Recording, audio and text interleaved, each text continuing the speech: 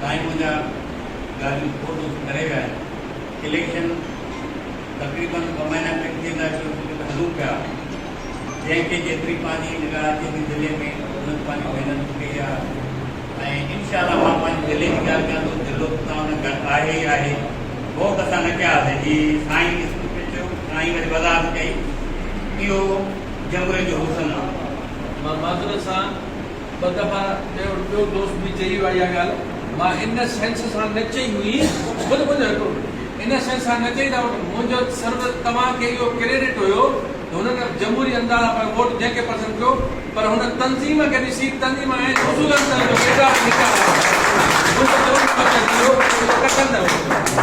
मुंहिंजे चवण जो बि इहो मक़सदु आहे, असां वोट दुर्गे कयोसीं जवाहर सिकंदर हुजे उहो ॾींहुं हुयो।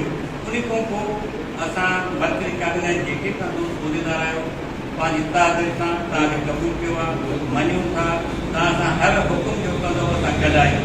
दिलो कश्मीर उहो जवाहर हुजे गॾा, साईं हुजे लाखाणो दिलो, हूं बि उस्ताद आहियूं।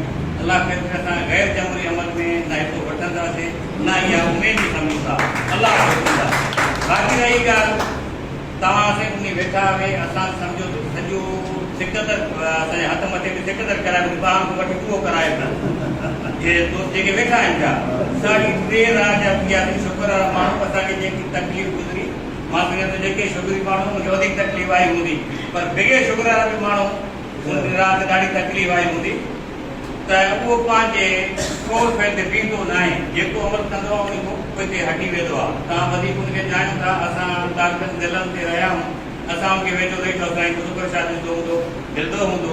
मुंहिंजी हिकिड़ी सलाह आहे त उन माण्हुनि खे तव्हां 3 माण्हू पंहिंजा, हिकु मर्कज़ जो हुजे, हिकु ज़िले जो हुजे, साईं ख़ुदि छा बि कयो हुजे, जेको उन ॻाल्हियूं करे कानूनी वेट बि तव्हां कयो, हेॾी पंहिंजो अमल बि शुरू कयो। जो दोस्त अचनि था हिन ऐवान जे ज़रिए इलेक्शन कराइण चेयरमैन जी, जो हुन ॾे अक्सरियत आहे त खटे ॾेखारिनि। असां उन चेयरमैन खे मञंदासीं जॾहिं हुन ॾे अक्सरियत बि न आहे, मञूं पाण हथ मथे असांजी माउ जेके बि ॿिए सॼा मथे कराइनि पिया, या डॉक्टर ते जवाब कराइनि पिया, मथे वेठो ॿुधाए हिन पासे थो।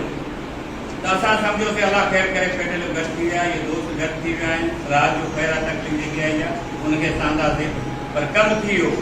जॾहिं ॿुधोसीं सिविल कोर्ट में आहे, सेशन कोर्ट में आहे, वरी दरख़्वास्त ते हाई कोर्ट थी वञी सखर, इहा ॾाढी तकलीफ़ वारी ॻाल्हि आहे। जेके दोस्त वेठा आहिनि छा अलाह ख़ैर करे उस्ताद आहियूं, असां बि उहो बि उस्ताद आहे। उस्ताद जे बजे पंहिंजो पनो अथसि, रोटी अथसि, उबाणो अथसि, खटे अचे ॿुधूं था फलाणो तालको मूंखे ॾियो, फलाणो चेयरमैन मूंखे ॾियो। असां हाणे तालको बि न हुयो, तालको लड़ियासीं, चेयरमैन पिया बि असां इलेक्शन खटीअ ते खोड़ अहिड़ा वाक़िया हूंदा दिल्ली जो तालके जो। असां तव्हांखे रिक्वेस्ट इहा कंदासीं, पेटेल खे गॾु खणी हलंदो त बहितर आहे। असांजो उन सां को साहूकार कोन्हे, न अॼु गॾु न तूं गॾु, असां तव्हां सां गॾु आहियूं, हर तव्हांजे फ़ैसिले सां ॿधल आहियूं। कश्मीर ज़िलो पर ही लाडकाउन डिवीज़न मां वञा इनशाला अलाह ख़ैर करे पूरी सिंध सां गॾु आहे। बाक़ी जेके साईं चयो वीरसन सर्विस इंस्पेक्टर आहे, एडिशनल अपॉइंटमेंट आहे, ऐं पुछा करनि था जिते वञूं था थिए था इलेक्शन में, असां पुछा करनि था भला छा वठी ॾिनो आहे।